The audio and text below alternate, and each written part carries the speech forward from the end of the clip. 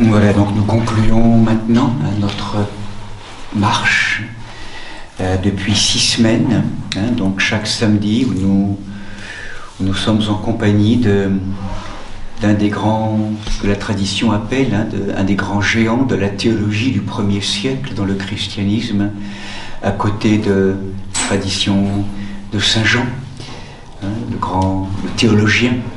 Il y a donc Saint Paul le théologien, Saint Paul avec son évangile et toute cette prédication qu'il n'a eu de cesse que de nous faire partager pendant ces quelques samedis. Donc nous avons essayé d'articuler à la fois la dimension de l'histoire, ne pas simplement aborder sa parole, mais comme désarrimée ou désincarnée par rapport à une propre histoire, à sa propre histoire, embrasant, je dirais, ces différentes contrées de l'Asie mineure et de l'Europe, donc toute cette dimension à la fois historique, littéraire, d'inspiration. Nous avons régulièrement rappelé à quel point ce grand événement de sa conversion, donc dans les années 32, 33, 34, à Damas, de persécuteurs qu'il était, enragé, on pourrait dire dans une forme d'aveuglement, eh bien il va vivre un moment de conversion inouï, ce moment de rencontre, de retournement, ce moment où en l'espace de quelques minutes, Shaoul est devenu Paul, Paulus, un homme nouveau, aveuglé d'ailleurs, il va rester pendant 3 jours aveugle, comme s'il fallait passer par cet état de cécité extérieure pour que ses yeux à l'intérieur s'ouvrent, ouverture des yeux à cette vision, à cette expérience que nul mot ne peut signifier, un éblouissement, le cœur embrasé d'amour, et cette intelligence éclairée comme jamais du mystère dès avant la fondation du monde, qu'il n'aura de cesse que donc de proclamer et de témoigner. Donc, je dirais pendant ces 30 années, je dirais si on retrouve cette dimension retenue souvent par la tradition des premiers pères de l'Église, de Saint Paul, particulièrement avec la seconde épître à Timothée, avec laquelle on a conclu ce matin, comme ce testament spirituel, où Paul, dans les années 66-67, Néron se suicide en 68, vous le savez, à Rome, après tout cet événement dramatique de la mise à feu, où certains historiens diraient que c'est Néron lui-même qui aurait embrasé Rome, en accusant après les Romains avec tout un ensemble de dramaturgie terrifiante à ce moment-là. En tout cas, 66-67 serait la date pour certains, peut-être critiquée par la modernité, différence d'hypothèses. En tout cas, ce qui me paraissait intéressant, c'est qu'avec ces 13 épîtres que nous avons donc abordées ensemble, en tout cas simplement essayer de contempler le fil qui tient, qui noue, qui trame ces enseignements tellement d'actualité pour nous aujourd'hui. Je propose de rejoindre un texte qui a été très controversé dès le départ de la mise en place de ces textes, critique contemporaine très clairement, mais aussi critique à l'époque, même si d'un texte donc qu'on a attribué, qu'on a associé au corpus de Saint Paul. C'est le 14e texte signifié comme épître de Saint Paul aux Hébreux. Et donc nous le rappelions tout à l'heure, ce qui est intéressant, c'est que donc ce texte, en le découvrant et en l'approfondissant, c'est pas une épître, c'est pas de Saint Paul, et c'est pas aux Hébreux. Donc il y a un texte comme ça qui est nommé de manière très étonnante, et toute la tradition continue à le nommer plus ou moins ainsi, alors que ce n'est absolument pas une épître, on va le voir, pas de Saint Paul non plus, et puis aux Hébreux, il n'y a aucune annotation signifiant une destination quelconque. Donc contrairement, simplement se rappeler en quelques mots, contrairement à toutes les autres épîtres pauliniennes, l'épître aux Hébreux ne comporte absolument aucune adresse qui mentionnerait les noms de l'auteur ou même les destinataires de l'épître. L'épître, d'ailleurs, la lettre, ce qu'on appelle lettre, commence d'emblée par un traité théologique. En fait, c'est un sermon, c'est une prédication, c'est une homélie, une longue homélie. On va le découvrir. La langue et le style de l'épître de ce texte est n'est absolument pas en lien avec l'apôtre Paul. Il y aurait tout un ensemble d'argumentaires dans lequel on ne va pas rentrer. Et puis, ce qui est intéressant aussi, c'est que l'idée principale de l'épître, qu'on va donc approfondir ou préciser, c'est celle du Christ comme le grand prêtre, selon l'ordre de Melchisédek, eh bien, est totalement inexistante dans toutes les autres lettres de saint Paul. Absolument aucun lien. Les épîtres, par contre, les épîtres pauliniennes également sont classées par ordre de longueur décroissante, depuis Romains jusqu'à l'épître la plus courte qui est Philémone.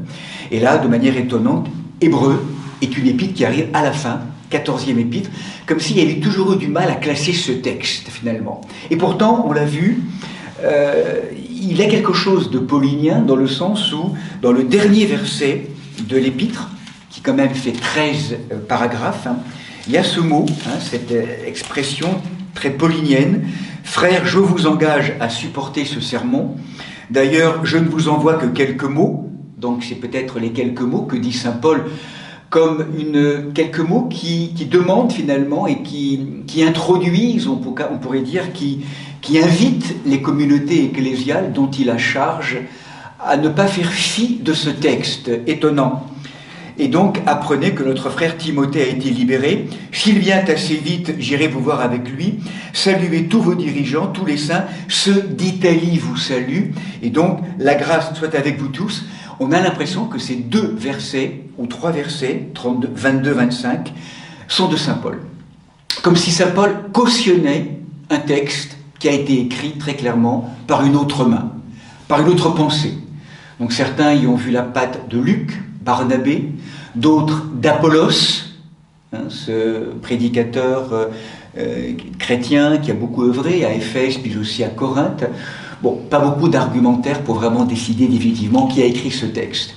Donc en tout cas, ce qui est intéressant de savoir aussi, c'est que c'est un texte qui, très tôt, les églises occidentales n'ont pas du tout reconnu ce texte, jusqu'au IVe siècle. En Orient, ce texte a été reconnu comme faisant partie du corpus paulinien, avec quand même des bémols. Donc en Orient, Hébreu est reconnu comme authentiquement paulinienne. Cependant, certains exégètes, parmi les plus fins connaisseurs, ont eu conscience très tôt du problème que posait le style et la langue de ce texte. Je pense en particulier à quelqu'un comme Clément d'Alexandrie et Origène. Origène qui ont, tout en émettant des hypothèses critiques, ont quand même néanmoins reconnu l'origine paulinienne de ce texte. Et puis du coup, c'est au IVe siècle, en Occident, avec en particulier saint Augustin et puis aussi saint Jérôme, qui, en lien avec cette reconnaissance quand même de l'Église d'Orient, a fini quand même à voir l'opinion occidentale évoluer. Et donc, de manière générale, donc, ce texte est un texte qui fait polémique. Donc cette épître qui est reconnue donc, comme paulinienne finalement depuis le IVe siècle, malgré toutes les critiques qui ont été émises. Donc voilà, on va passer assez vite sur les préambules, à travers donc toute forme d'hypothèses qui ont été proposées sur l'histoire et l'authenticité et l'auteur de cette lettre. Donc ce que je propose peut-être, c'est un texte immense qu'on va aborder, surtout autour du thème, pour nous important, dans ce que ça peut vouloir signifier d'important dans la dimension du sacerdoce. Donc on entre dans cette lettre qu'on va continuer à noter, à nommer comme un texte aux Hébreux, pour pas trop signifier la notion de la qualité. On a l'impression que c'est donc on va voir une prédication. Et donc, voilà comment commence cette épître. Si vous le voulez, on va y rentrer par quelques versets pour signifier, pour se préciser une dimension importante pour nous, que nous retrouvons particulièrement signifiée, rappelez-vous, dans cette marche baptismale. Nous sommes vraiment en lien avec cette théologie baptismale et ce climat baptismal inhérent au carême vers Pâques. Trois d'entre nous vont être baptisés à Pâques, vous vous rappelez donc à travers le chemin, et comment toute la perspective du carême était en lien avec le baptême. Et rappelez-vous comment au baptême, dans la tradition de l'orthodoxie et de l'église de l'origine, après la plongée dans l'eau, il y a ce moment bouleversant qu'on appelle la chrismation, qui est le moment où nous recevons le sceau. je dirais, une onction, le Saint Crème, cette filiation royale qui nous est donnée, et où là, à travers le Christ, roi, prêtre et prophète, nous sommes dépositaires, comme une mise en lumière, d'une dimension ontologique de notre être humain, originelle on pourrait dire, qui est celle d'être roi, prêtre et prophète. Et du coup, peut-être que pour moi, ça serait intéressant, justement pour préparer aussi cette vocation, en tout cas de l'entendre, qu'est-ce qu'on a reçu lors de notre baptême autour de ce qu'on appelle la notion du sacerdoce. Qu'est-ce que c'est qu'être prêtre?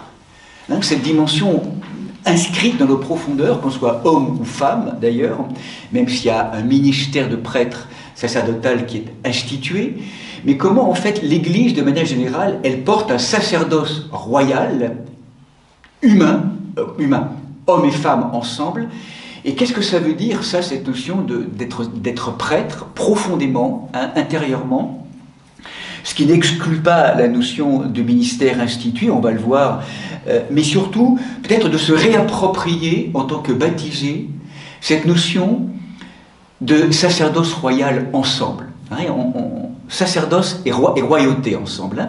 On va essayer de clarifier peut-être simplement en partant de cette épître qu'on va donc évoquer de manière assez rapide, et pour signifier quel a été le travail de cet auteur pour définir vraiment le Christ, et c'est le seul texte qui en parle, à ma connaissance, dans le Second Testament, de cette facette de Jésus-Christ comme prêtre selon l'ordre de Melchisédek.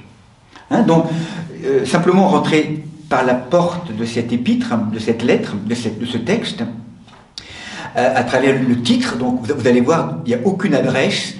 Premier verset, après avoir, à bien des reprises et de bien des manières, parlé autrefois au Père, avec les prophètes, Dieu, en la période finale où nous sommes, donc cette période que les apôtres, que l'auteur considérait comme la période finale, nous a parlé à nous en un Fils. Voilà, Dieu nous a parlé à travers son Fils, qui est venu se manifester à nous à travers le beau visage de Jésus-Christ. Donc il a établi, héritier de tout, par qui aussi il a créé les mondes.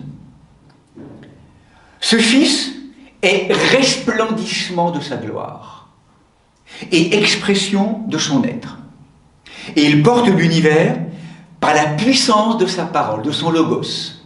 Alors, on est vraiment là, donc une perspective de vision johannique avec cette dimension vraiment presque cosmique. Vous vous rappelez avec Colossiens et Éphésiens cette dimension.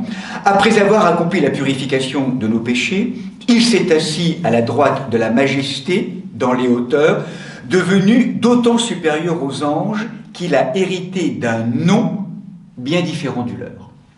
Donc là, arrive la première incise intéressante de ce texte, et ça on l'avait déjà vu avec Colossiens et Éphésiens, Jésus-Christ en fait comme véritablement dépositaire d'une présence qui récapitule et qui siège au-dessus des anges. C'est vraiment ce souci, on pourrait dire, cette prédication, le Christ comme archétype de la synthèse, qui à la fois réunit tous ces plans angéliques et en même temps dans son incarnation, vrai Dieu, vrai homme, qui vient rejoindre donc toutes les dimensions de la matière des mondes, on pourrait le dire. Donc là, la question, c'est une des premières incises, il a hérité d'un nom. D'une qualité de nom, et cette lettre aux Hébreux va donc nous rappeler que le Fils de Dieu est supérieur aux anges. Sans doute aussi peut-être pour contrer, ou peut-être encore une fois pour affermir les croyants de l'époque, qui étaient peut-être en prise avec des hypothèses ou des courants philosophiques ou même spirituels, qui donnaient beaucoup de place aux anges, d'une forme, et du coup avec quelque chose peut-être de trop important, une forme peut-être idolâtrique, on ne sait pas exactement en tout cas ce dont il s'agit, avec peut-être certains mouvements gnostiques, on l'a rappelé tout à l'heure.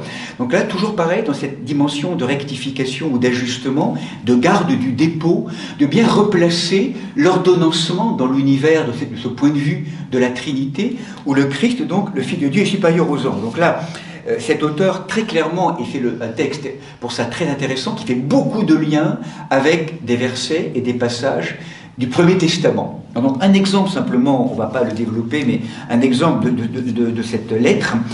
Auquel des anges en effet a-t-il jamais été dit « Tu es mon fils, moi aujourd'hui je t'ai engendré ». Ou encore, moi je serai pour lui un père et lui sera pour moi un fils. Par contre, lorsqu'il introduit le premier dans le monde, donc le prototokos, le Christ, il dit « et que se prosternent devant lui tous les anges de Dieu ». Pour les anges, il a cette parole, celui qui fait de ses anges des esprits et de ses serviteurs une flamme de feu, mais pour le Fils, il dit, bref, tout un ensemble d'argumentaires, on ne va pas voilà, qui montre combien la présence du Fils est supérieure dans la hiérarchie de l'univers, comment dans ses plans de l'incré divin et en même temps de la création, comment le Christ récapitule, il est le Fils de Dieu au-dessus et il trône au-dessus donc de toutes les hiérarchies des êtres créés, angéliques, humains et voilà, animal, minéral, végétal et animal. Donc c'est vraiment la notion importante de resituer la présence du Christ dans voilà, le grand ordonnancement des mondes créés. Donc le chapitre 2, il s'ensuit que nous devons prendre plus au sérieux le message entendu si nous ne voulons pas aller à la dérive.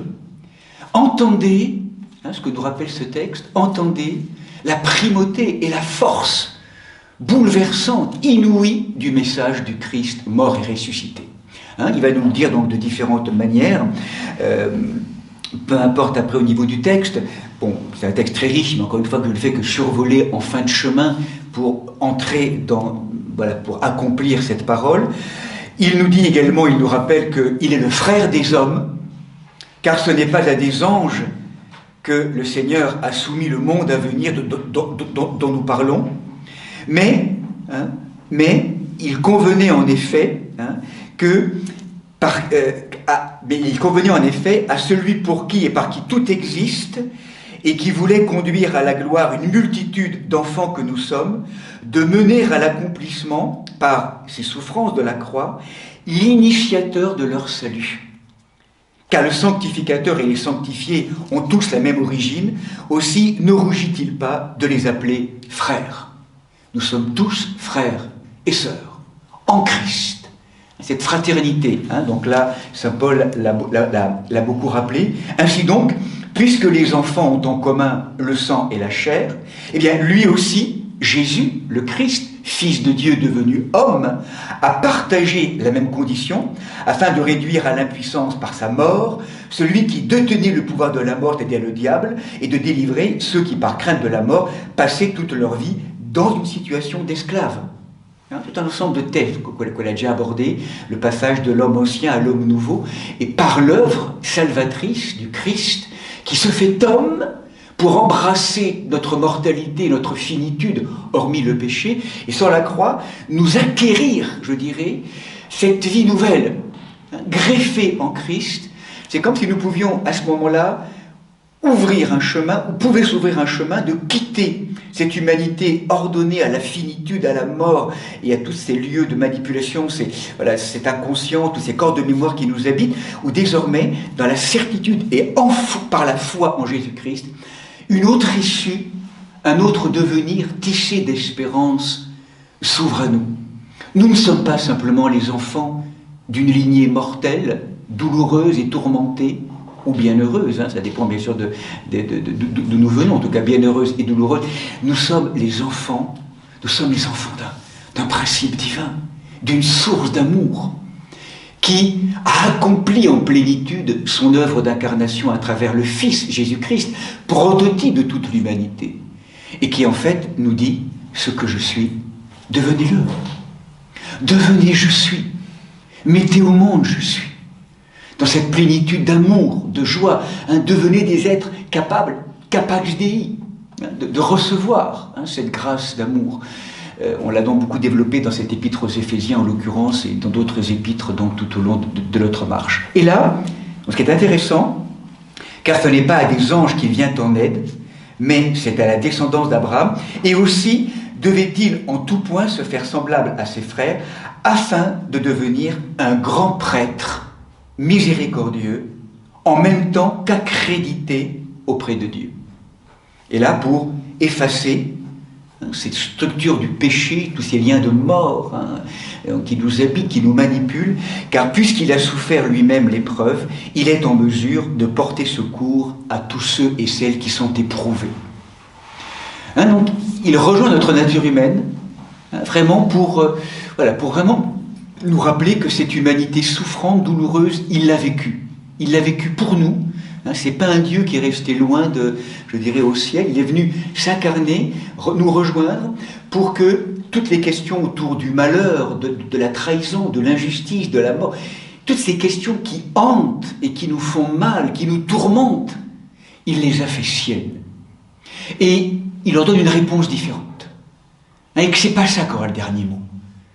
C'est pas la mort, la bêtise, la violence, toute forme de trahison. Tout ça, il l'a vécu. C'est pas ça qu'aura le dernier mot. Le dernier mot, c'est la force invincible de l'humble amour. D'une qualité d'amour, même si aujourd'hui on peut avoir au cours de l'information la sensation que c'est n'importe quoi, qu'il ne faut pas y croire, que c'est ça qu'aura le dernier mot. Non, c'est pas ça qu'aura le dernier mot. C'est ce qu'il veut nous rappeler, nous dire, sauf qu'on peut le projeter à l'extérieur. Maintenant c'est aussi en chacun d'entre nous à vraiment y adhérer, à croire, comme un changement de paradigme, je dirais, un mode de pensée différent. En Christ ressuscité, tout est possible. Et donc apparaît ce mot de prêtre. Voilà, et ça c'est unique. C'est vraiment ce mot qui apparaît, grand prêtre, miséricordieux, et c'est vraiment en fait l'originalité de l'auteur des Hébreux que d'être le seul dans tout le Nouveau Testament à vraiment parler et présenter le Christ comme le grand prêtre miséricordieux, en même temps qu'accrédité auprès de Dieu. Et du coup, l'argumentaire majeur des différents chapitres de cette lettre, de ce sermon, on pourrait dire, c'est vraiment de comparer le sacerdoce des prêtres anciens à l'époque, quelles idées on avait autour du sacerdoce, qu'est-ce que c'est qu'être prêtre, on va dire quelques mots si vous le voulez bien, et ce que Jésus, de manière étonnante, paradoxale, a signifié d'un sacerdoce, et c'est toute la grâce contemplative de cet auteur, Paul, sans doute pas, mais pour certains quand même, en tout cas très mystérieux, de cet auteur qui va en parler comme jamais on en avait parlé. Cette dimension de Jésus-Christ comme prêtre. Alors, si vous le voulez bien, peut-être j'aimerais déposer en fait cette notion, puisque même dans cette lettre, dans ce texte, il va même le signifier comme étant, à un moment donné, dans le chapitre 8, le point capital de notre exposé, que c'est bien un tel grand prêtre que nous avons, lui qui s'est assis à la droite du trône de la majesté dans les cieux, comme ministre du vrai sanctuaire et de la véritable tente dressée par le Seigneur et non pas par un homme. Donc, parole un peu difficile à entendre peut-être là dans une première étape. Peut-être qu'avant de mieux comprendre, c'est en tout cas très clairement le point capital de l'exposé, chapitre 8 de ce texte qui nous est dit, verset 1, c'est là, c'est l'explication de Jésus-Christ comme prêtre, donner une dimension sacerdotale à la notion de l'Église. Et c'est pour ça que il me paraissait intéressant, en rejoignant une contemplation très intéressante d'un homme qui a participé en fait, un homme qui s'appelle le père Albert Vanois, qui est jésuite, qui est professeur à l'Institut biblique de Rome, et qui a vraiment proposé une thèse très intéressante sur l'épître aux Hébreux, justement. Donc j'essaie d'extraire quelques aspects éclairants de ce texte pour que ça puisse faire sens pour chacun d'entre nous. La question pour nous, c'est qu'est-ce que c'est la prêtrise? Qu'est-ce que c'est qu'être prêtre? Est-ce qu'il n'y a pas quelque chose dans la nature de la prêtrise qui serait quelque chose de répondre à notre vocation? Quand on dit devenir ce que nous sommes invités à devenir, de devenir ce que Dieu appelle que je sois, on le rappelait tout à l'heure, qu'est-ce que c'est cette notion de roi, prêtre, prophète? Particulièrement de parler un peu de la prêtrise. Qu'est-ce que c'est que le fait d'être prêtre? Qu'est-ce que c'est que cette vocation inscrite en chacun d'entre nous? Alors là, ce que je vous propose, c'est peut-être de se rappeler qu'à l'époque de Jésus, du second état, donc à l'époque de lorsque Jésus est là, qu'est-ce qu'on avait lorsqu'on parlait de prêtre et de sacerdoce?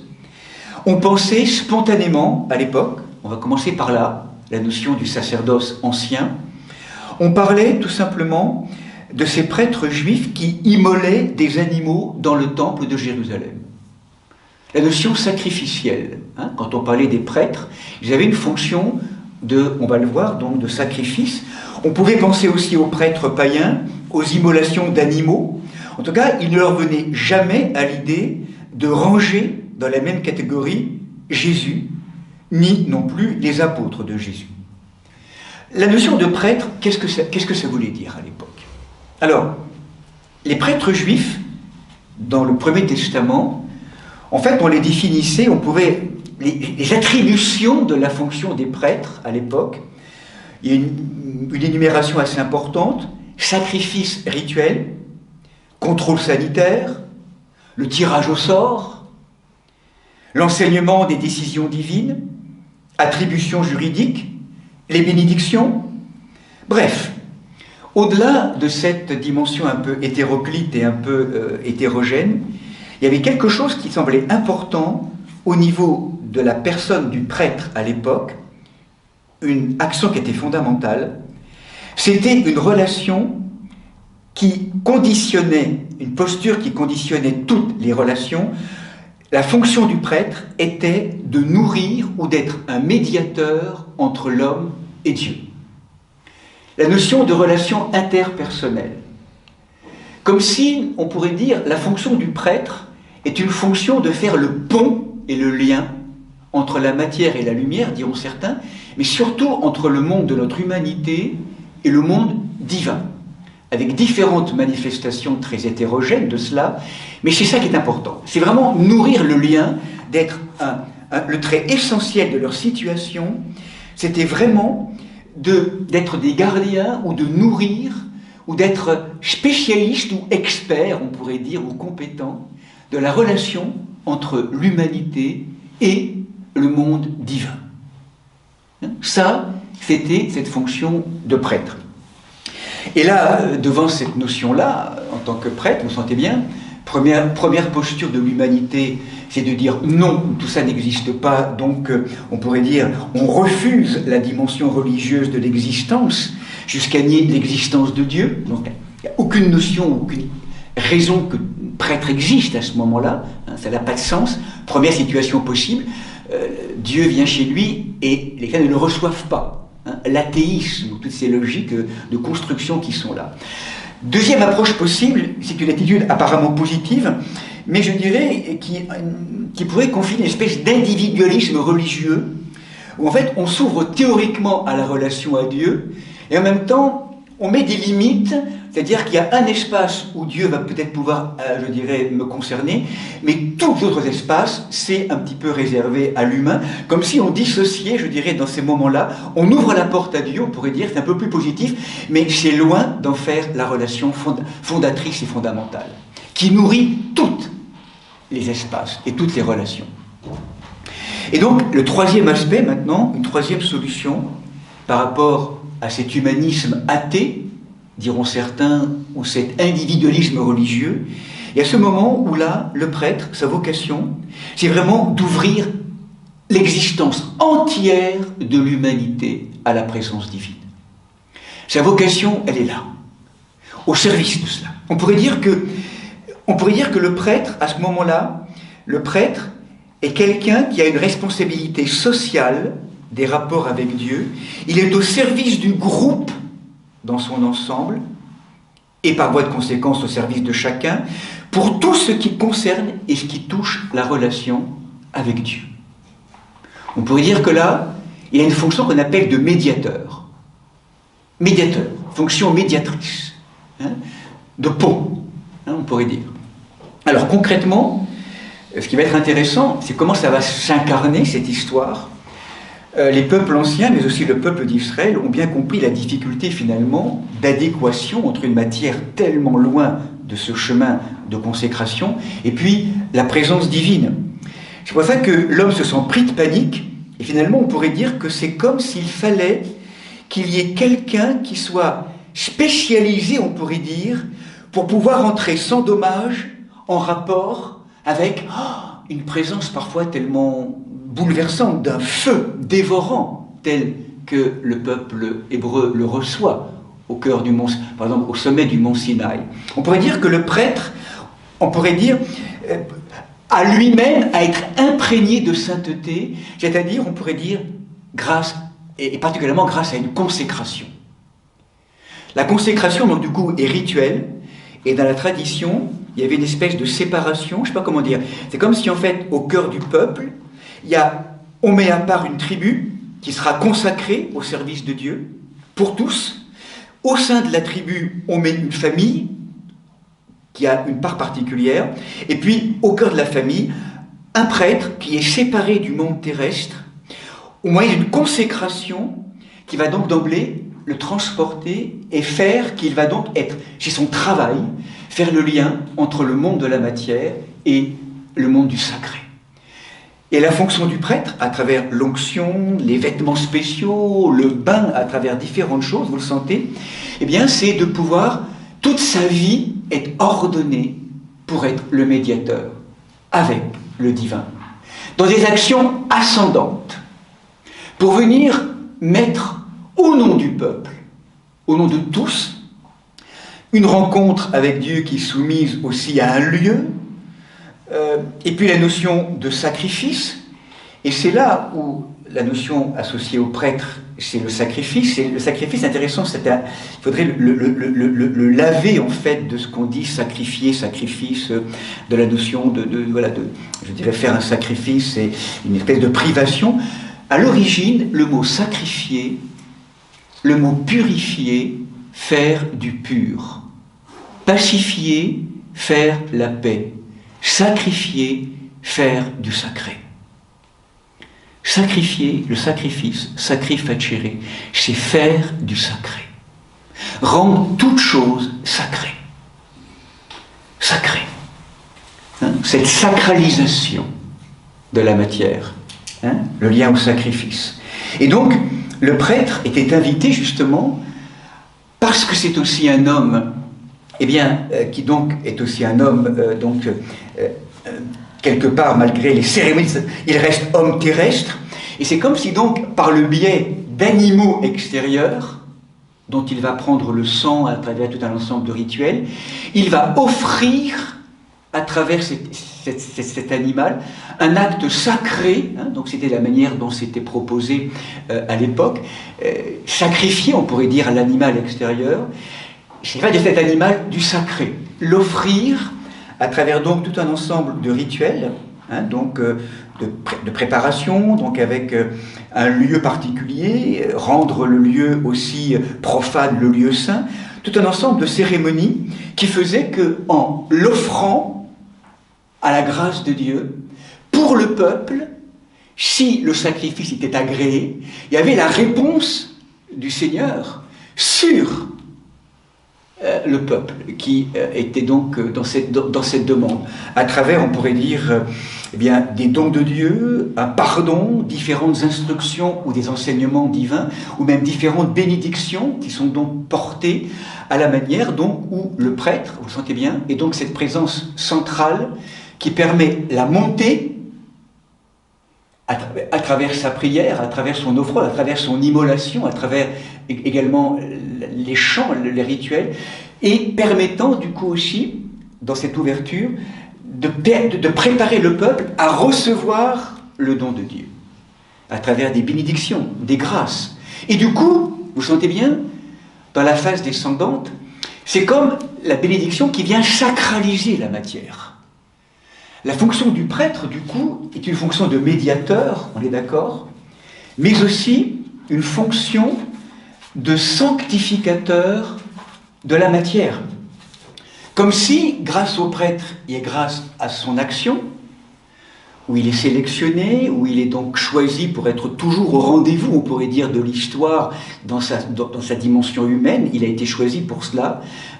C'est comme s'il permettait à la grâce de Dieu, à la présence de l'Esprit Saint, de venir sanctifier, rendre saints les choses ou les récoltes, ou tout ce sur quoi on a appelé la bénédiction. En fait, la présence du prêtre ouvre une porte qui permet à ce qui est encore profané et non sacralisé, d'être infusé de la présence divine, de la grâce divine. Donc là, on est vraiment des balbutiements un peu de ce chemin.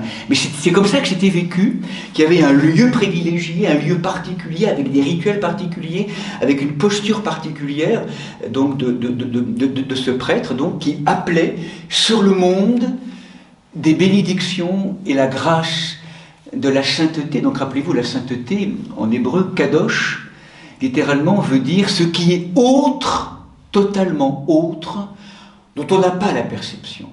Nous, on n'a qu'une vision tellement souvent psychologique ou humaine des choses.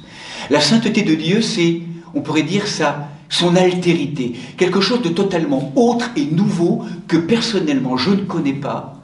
Je ne pourrais le connaître que si je m'ouvre au don que le Seigneur me fait. Mais ce n'est pas ma nature. La sainteté est un attribut divin. Qui m'est donné, et justement, je suis invité, comme on l'a rappelé, à ouvrir ma propre matière pour que l'Esprit Saint descende dans mon corps. Et donc vous comprenez bien du coup à quel point notre vocation d'être humain est profondément ontologique. Le chemin de sanctification, c'est véritablement, on pourrait dire, le chemin de permettre la communion et la descente de l'Esprit Saint dans notre vie. Nous nous tournons vers le Seigneur, nous offrons notre vie à travers ces immolations, en tout cas à travers... Et nous appelons la bénédiction pour que notre vie devienne remplie d'Esprit Saint. Et l'être humain a achoppé, à travers une posture très importante aujourd'hui, qu'a beaucoup mis en place, et je dirais dans un slogan de notre monde capitaliste aujourd'hui, le monde occidental, en fait le mot qui montre que la prêtrise ontologique de l'être humain a été trahie, ça se résume en un mot, c'est le mot consommateur. La consommation, c'est justement le moment où on prend la matière, on la prend pour soi, on la dévore dans un moment d'avidité, on n'ouvre plus la matière à la dimension de la communion, en appelant la grâce et la bénédiction. Et le premier consommateur, en tout cas décrit dans le texte biblique, vous le savez, à travers Genèse 3, c'est le moment où Adam, en tout cas mais en même temps, c'est pas uniquement qu'une histoire, il y a des millions d'années, c'est en chacun d'entre nous. À chaque fois qu'on rapte le fruit, où on consomme sans lécher la place, le trou, la béance, à la présence. Et donc, l'antithèse de la consommation, c'est la communion. C'est pour ça qu'il est tellement important de bénir les repas, de rendre grâce. Notre vie devient un lieu de bénédiction, où nous introduisons la présence de Dieu sur chaque chose que nous vivons. Tout ce qui est à toi, Seigneur, le tenant de toi, ce n'est pas pour moi ou je me le garde pour moi-même, dans des processus souvent tellement égocentrés ou d'avidité. En fait, ce lieu-là, dès que je l'ai, ou dès qu'il m'est donné, je te le rends, ce qui est de toi, le tenant de toi, je te le rends pour que tu puisses vraiment le bénir et y faire entrer ta présence dans tout mon être. Donc vous sentez qu'en lien avec la prêtrise, une authentique prêtrise personnelle, intérieure, c'est la possibilité de laisser Dieu agir. C'est d'ouvrir la porte pour que l'être divin, son esprit, agisse. C'est tout le sens de la déification de l'homme, recevoir par grâce ce que Dieu est par nature. C'est pour ça que trahir sa prêtrise ontologique, c'est vraiment oublier, minimiser, édulcorer, ou oublier le chemin de pourquoi nous sommes là. On en parlait ce matin, tout à l'heure, à travers la sainteté. Notre chemin, c'est ça, c'est de devenir, d'apprendre à devenir ce que le Père Céleste, dès avant la fondation du monde, a déposé sur chacun d'entre nous. Nous sommes choisis, élus, chacun et chacune, de notre vie, pour écouter dans nos profondeurs et devenir et mettre au monde un projet à travers un don qui nous est fait. À la mesure où nous consentons à mourir, à muter, à ne plus donner autorité ou pouvoir à des forces extérieures de mort ou de manipulation, ou de désespoir ou de peur. On sait bien tout ce qui peut nous prendre, pour vraiment laisser la place de notre cœur à la présence d'un Seigneur qui nous aime tellement, qui a donné sa vie. Et si aujourd'hui nous vivons ce que nous vivons aujourd'hui à travers un monde en décomposition, en tout cas un monde en grande violence, c'est que nous n'entendons pas ce message-là. Et lorsque certains d'entre nous pourraient dire finalement, Dieu, qu'est-ce que tu fais, pourquoi tu permets tout cela, ou qu'est-ce que tu fais pour que ça change? Dieu, où es-tu? Mais du ciel, il y a une phrase qui nous vient aussi, mais homme, qu'est-ce que tu fais pour que ça change? Toi, je t'ai tout donné. Maintenant, c'est vraiment à toi de vouloir incarner, actualiser toute cette transformation. Réapproprie-toi ta vocation de prêtre, mystérique, ta prêtrise et ta royauté. Royauté pour apprendre à dominer ton monde intérieur, non pas en écrasant celui que tu veux, le monde extérieur. C'est de l'habiter du dedans pour que ta royauté, en termes d'autorité, soit celle du Seigneur. Elle est ordonnée à la présence de Dieu. Le règne que je veux voir dans mon cœur, c'est le règne de la présence de l'Esprit Saint. Ma royauté est là. C'est une question de pouvoir et d'autorité donnée et rendue à Dieu. Et non pas une toute-puissance ou une espèce de truc dans lequel on est tellement aujourd'hui dans beaucoup d'événements de société ou à travers des logiques de toute-puissance, de l'homme par l'homme, où il y a l'oubli. Donc voilà, ceci étant rappelé au niveau de cette dimension, de la manière dont le sacerdoce ancien était compris. Du coup, on a la sensation d'une première lecture que Jésus, lorsqu'il arrive, va remettre en cause, je dirais, le temple. Il remet en cause les pratiques parfois de la loi, au niveau du Shabbat. On a l'impression finalement que son ministère, si on l'entend à un premier degré, superficiel, n'est pas sacerdotal, plutôt prophétique. Et du coup, sans forcément trop le développer, on va se rendre compte qu'à travers des constatations, on a la sensation que appliquer au Christ le titre de prêtre n'a pas pu se faire tout de suite, compte tenu de la manière, un prêtre, vous vous rendez compte, un prêtre qui donne son sang, qui lui-même n'immole pas d'animaux, et l'endroit sur lequel il va donner son sang, c'est une croix à l'extérieur de la ville de Jérusalem, donc dans un endroit le plus hideux et le plus humiliant possible.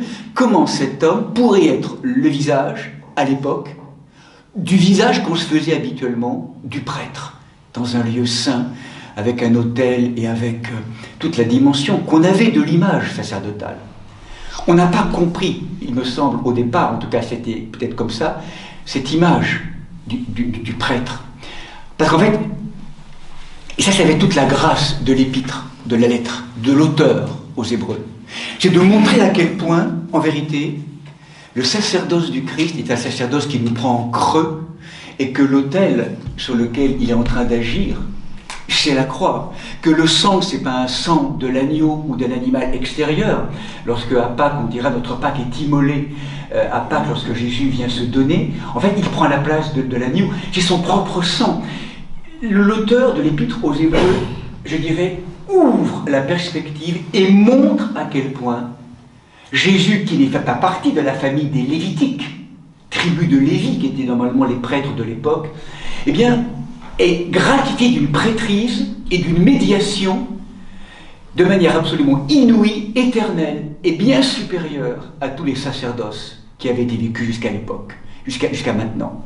Il est vraiment ce qu'on appelle le prêtre selon l'ordre de Melchisédek. Et Melchisédek, rappelez-vous, c'est l'épître dont on va beaucoup en parler. À un moment donné, on le compare donc à ce grand prêtre compatissant, en rappelant bien sûr tout le sacerdoce de l'Ancien Testament, mais du coup, prêtre pour l'éternité à la bière de Melchisédek. Et Melchisédek, vous vous rappelez, c'est cet homme étonnant, voilà, ce roi, littéralement, Melchisédek, donc en grec, en latin, en hébreu, Melchisédek, Malek, Melech, c'est la royauté, Tzadik, Tzedek, c'est la justice, le roi de la justice, en l'occurrence, donc également le roi de Chalem. Ce personnage mystérieux qui apparaît en Genèse, on ne sait pas d'où il vient. On dirait qu'il n'a pas de racine, je dirais une forme de généalogie, une généalogie céleste. C'est un homme étonnant qui vient à la rencontre d'Abraham, c'est le prêtre du Dieu très haut, nous dit le texte, donc en Genèse. Qui est allé à la rencontre d'Abraham lorsque celui-ci revenait du combat contre les rois. Il l'a béni et Abraham vient remettre la dîme à ce mystérieux personnage. Melchisédek, certains diront que c'est le prototype ou le précurseur justement du Christ, comme ce prêtre du Très-Haut, qui ne passe pas par une filiation sacerdotale incarnée, comme c'était à l'époque de la tradition juive avec les tribus des Lévites, les Lévitiques sélectionnés pour être des consacrés. Cette prêtrise est vraiment celle qui est donnée au Fils pour vraiment, prendre en main toute la dimension de l'humanité, on pourrait le dire ainsi, l'offrir au Père à travers cette alliance de son sang. Il vient s'offrir lui-même, et non pas un animal extérieur. Il vient s'offrir lui-même dans un nom. Il fait du sacré par son sang, par le don de son sang, pour que cette humanité, au nom de tous, soit sauvée et soit désormais habitée, ou qu'il y ait un chemin possible de transformation qui se fasse. Le Christ est véritablement ce prêtre pour l'éternité, selon l'ordre de Melchisédek. À la fois ce médiateur qui vient donner sa vie, et pas simplement à travers des animaux extérieurs, c'est lui-même qui se donne en oblation. Ma vie, on ne me l'apprend pas, c'est moi qui la donne. Et c'est ce sacrifice de cette humanité, faire du sacré, qui va faire de toute la nature humaine un espace du sacré, que nous aurons régulièrement à reconquérir chacun d'entre nous, là où nous sommes régulièrement profanés par des forces de mort, comment justement nous sommes invités en nous réappropriant ce sacerdoce intérieur à pouvoir sacraliser tous ces lieux de nous-mêmes, profanés aujourd'hui, à quelque niveau que ce soit, dans notre monde intérieur, mais également au code de nos relations extérieures. Profanés, rendus profanes. On a perdu le sacré. C'est-à-dire qu'on a perdu le lien avec ce qui fait être toute chose. On a perdu le regard ou la perspective d'une présence lumineuse, vibrante, dans toute la création. En chacun d'entre nous, on a perdu cette filiation, c'est ce qui fonde la matière. On a perdu le lien au logos, à tout ce qui fonde, l'architecture de lumière. On est devenu aveuglé. Et on voit que la périphérie des choses, que les apparences des choses. On a perdu le lien avec les profondeurs de la matière, habité de vie vibrante, vivante, lumineuse, de vie-lumière. C'est le prologue de Saint Jean qui est là. Et Jésus, le Christ, par son acte d'amour, de don, est vraiment ce prêtre à la manière de Melchisédek. Donc, là, il faudrait relire cette lettre, où il dira... donc les prêtres étaient nombreux à être devenus prêtres, puisque la mort les oblige de rester, et c'est pourquoi il est en mesure de sauver d'une manière définitive ceux qui par lui s'approchent de Dieu, puisqu'il est toujours vivant. La mort a été vaincue. Tous les prêtres avant mouraient, mais lui, par sa mort, éternellement vivant, il vient sans arrêt être ce prêtre qui vient intercéder en notre faveur. Et tel est bien le grand prêtre qui nous convenait, saint, innocent, immaculé, séparé des pécheurs que nous sommes et élevé au-dessus des cieux. Il n'a pas besoin, comme les autres prêtres, d'offrir chaque jour des sacrifices, d'abord pour ses propres péchés, puis après pour ceux du peuple, comme on le faisait à l'époque. Non, cela il l'a fait une fois pour toutes, en s'offrant lui-même, et alors que la loi établit grand prêtre des hommes qui restaient déficients, là, Dieu établit un Fils qui, pour l'éternité, est arrivé au parfait accomplissement. Donc toute la parole de cette lettre, de ce sermon, c'est vraiment, je dirais, nous avons ainsi, frères, pleine assurance d'accéder au sanctuaire par le sang de Jésus. Jésus, en tant que grand prêtre, nous a ouvert le chemin du retour vers le Père. Ça veut dire que nous, à chaque fois maintenant, si nous l'entendons, nous avons là une voie nouvelle et vivante qu'il a inaugurée. Nous avons un prêtre éminent de Dieu. Approchons-nous maintenant avec un cœur droit et dans la plénitude de la foi le cœur purifié de toute faute de conscience, le corps lavé, sans fléchir, continuons à affirmer notre espérance, car il est fidèle, celui qui a promis. Une voie nouvelle et vivante qui nous est offerte, par cette dimension. Et donc là, la lettre nous rappellera aussi, ne perdez pas votre assurance, elle obtient une grande récompense, c'est d'endurance, en effet, que vous avez besoin. À la fin de la lettre, il est question, de manière, une fois, après avoir rappelé cette grâce, on pourrait dire, de cette valeur sans égale du sacerdoce et du sacrifice du Christ, c'est-à-dire le fait qu'il a fait du sacré de toute chose, n'oublions pas la notion de sacrifice, eh bien, il va donc se rappeler que dans cette dimension-là, eh bien, il va donc nous demander une forme d'endurance par la foi, avec tout un ensemble une très belle parole, en reprenant toute l'épopée des premiers pères et mères tout au long du Premier Testament, qui ont tellement attendu. Dans la foi, ils moururent tous sans avoir obtenu la réalisation des promesses, après les avoir vus et salués de loin, après s'être reconnus pour étrangers et voyageurs sur la terre, car ceux qui parlent ainsi montrent clairement qu'ils sont à la recherche d'une patrie, et s'ils avaient eu dans l'esprit celle dont ils étaient sortis, ils auraient eu le temps d'y retourner. En fait, c'était une patrie meilleure qu'ils aspirent, à une patrie céleste. Nous sommes tous, aujourd'hui, sur terre, en migration, en pèlerinage, en quête, pour mettre au monde une dimension nouvelle, un espace nouveau, un royaume, une patrie nouvelle, la patrie des enfants de Dieu, du royaume. Ce n'est pas forcément une terre extérieure ou une terre concrète. C'est une manière d'être, c'est un climat, c'est une manière d'être au monde.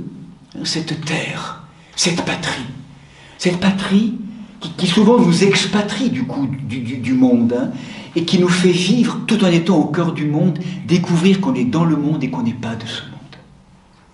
Qu'il y a une terre de nostalgie, de liberté, de choix, d'être enfant de Dieu. C'est là. C'est pas un lieu utopique, c'est un lieu utopique, mais utopique dans le sens où ce n'est pas de l'ordre de l'irréalisable, mais c'est que ce n'est pas encore du réalisé. C'est déjà là, et c'est pas encore là. Et ça, on le ressent tous. C'est pour ça que nous sommes là, qu'on est en quête. Pourquoi on est en marche? Pourquoi ces tourments, ces tribulations? Mais Seigneur, c'est pour apprendre à mourir, c'est pour apprendre à révéler, à devenir je suis, à m'éveiller à cette véritable nature qu'est la mienne. À devenir ce que tu appelles que je sois, que j'ai tellement encore de mal à être. Je ne sais tellement pas être, tellement mal aimer, tellement mal vivre. Je ne suis pas un vivant, je suis un survivant souvent, ou un sous-vivant. Est-ce que je suis vivant de la vie de Dieu, de la vie du Christ? Mais si c'était le cas, on ferait des miracles, ça serait toujours cette joie, ça serait une plénitude de vie. On est créé pour cela. Mais on sous-vit, ou on dévie, pas comment dire, on sous-vit. Parce qu'on donne encore trop d'autorité, trop de pouvoir à des forces. C'est pas pour moi, je peux pas, j'ai pas le droit. C'est toute cette notion. On donne tellement de pouvoir encore à des contingences de corps de mémoire, à des forces qui nous manipulent, qui ne veulent pas de cela. Le combat, il est là. C'est qu'il y a des anges déchus qui ne veulent pas de notre déification, qui ne veulent pas de ce chemin-là. Et parfois, ça y va fort. C'est à nous vraiment, debout. Garde, ce que rappelait Paul, guerriers de lumière à un moment donné, cette vocation d'être des sentinelles et des gardiens du dépôt, d'être des sentinelles de cette dimension intérieure, en Christ. Donc endurance dans l'épreuve, c'est ce que nous rappelle beaucoup la fin de la lettre. Courons avec endurance l'épreuve qui nous est proposée, les regards fixés sur celui qui est l'initiateur de la foi et qui la mène à son accomplissement. Jésus, lui qui, renonçant à la joie qui lui revenait, endura la croix au mépris de la honte, et qui s'est assis à la droite du trône de Dieu. Encore une fois, tout chemin qui voudrait éviter ou qui voudrait édulcorer ou passer outre la croix n'est pas un chemin ajusté. C'est un chemin d'illusion. Ça nous oblige à prendre de plein fouet l'agréable et le désagréable. Évitons encore une fois du mieux que nous pouvons ce qui n'est pas agréable, et si telle ou telle épreuve peut être évitée, demandons bien sûr. Mais quand il y a l'épreuve qui est là, prenons-la comme étant une croix qui va nous inviter, alors soit, je dirais, à être écrasé par la croix, mais rappelez-vous, prendre la croix, normalement, c'est la prendre, l'épreuve, prendre la croix, c'est rester debout au cœur de l'expérience douloureuse, du mieux que nous pouvons.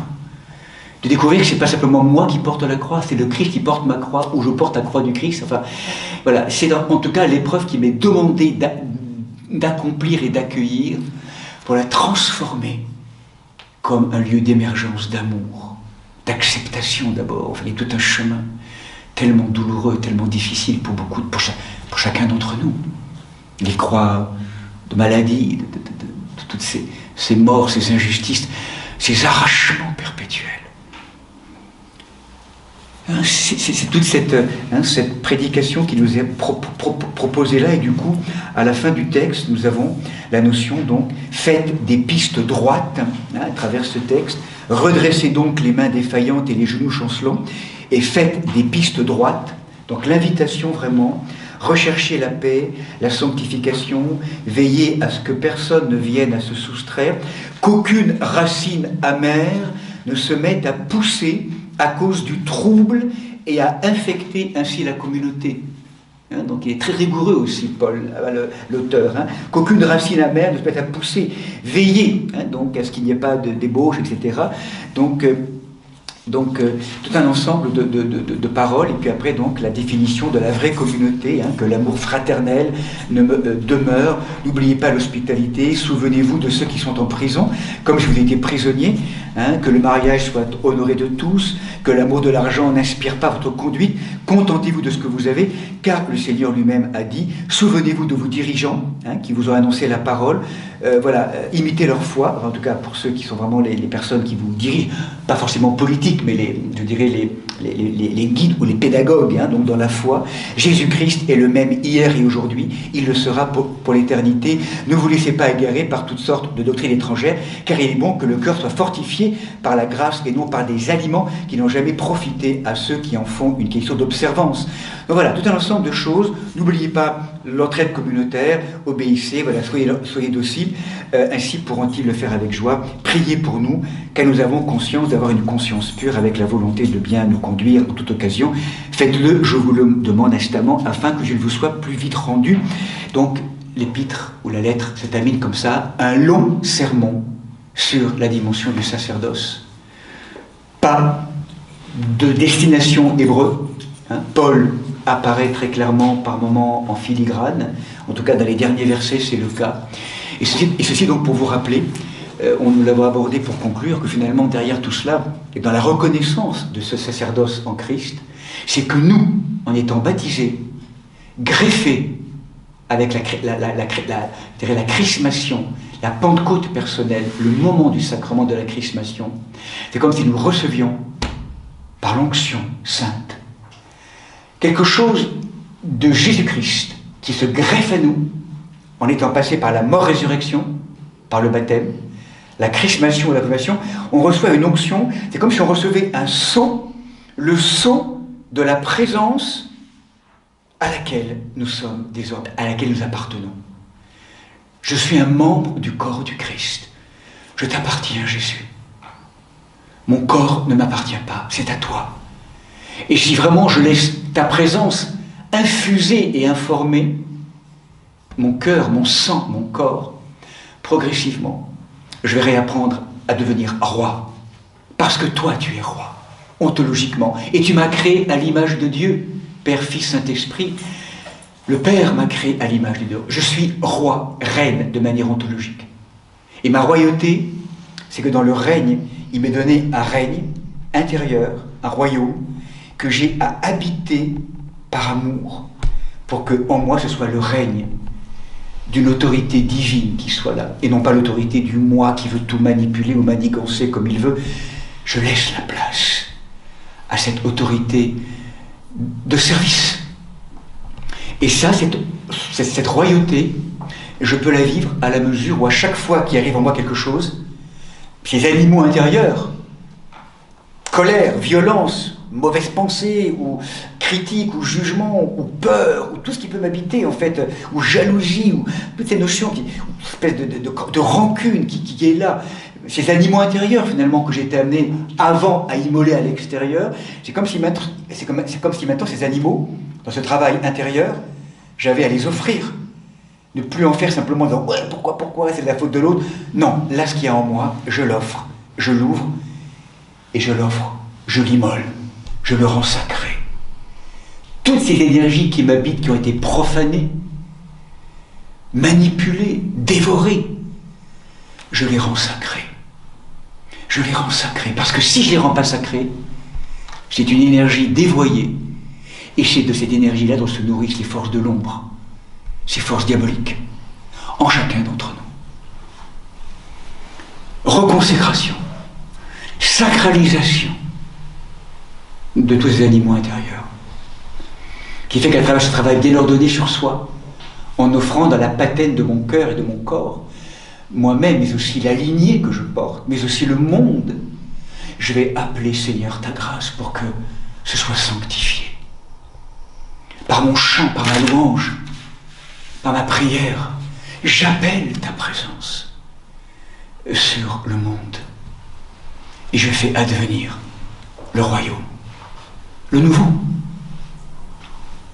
Donc, c'est vraiment cette réappropriation, et donc si le Christ, je le reconnais comme prêtre, et donc du coup, vous comprenez bien que l'Église, pour conclure maintenant de manière ultime, l'Église née à la Pentecôte, c'est le lieu où nous sommes invités à ce travail, de l'offrande de toutes ces dimensions inaccomplies, pour que vienne œuvrer l'œuvre de l'Esprit Saint. Autrement dit, l'Église est habitée du sacerdoce du Christ. Et chacun d'entre nous, par notre baptême, nous participons tous ensemble à ce sacerdoce royal.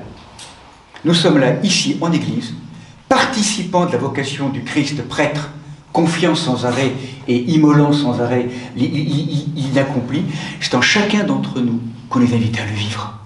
Nous sommes aussi invités à cette action d'immolation, d'offrande de notre vie, de nos lignées et de l'humanité entière dans la patène de notre cœur pendant la liturgie, pour demander la grâce et la bénédiction de l'Esprit Saint pour que ce soit transformé. Nous vivons ensemble, les uns avec les autres, un sacerdoce royal, les uns avec les autres, en Église. Et la prêtrise qu'est la nôtre, c'est celle du Christ, qui vient se prolonger dans chacune des cellules qui sont les nôtres. Est-ce que je suis clair, cette notion de... Et du coup, ça ne dispense pas non plus qu'il y ait des ministères, aussi des ministres du Christ, les prêtres, dont la vocation est laquelle? C'est d'avoir aucune vocation, je dirais. La vocation du prêtre ministériel, c'est d'être le gardien du dépôt, le gardien de la prêtrise du Christ. En fait, ce n'est pas notre prêtrise que nous célébrons. Nous sommes prêtres dans la prêtrise du Christ.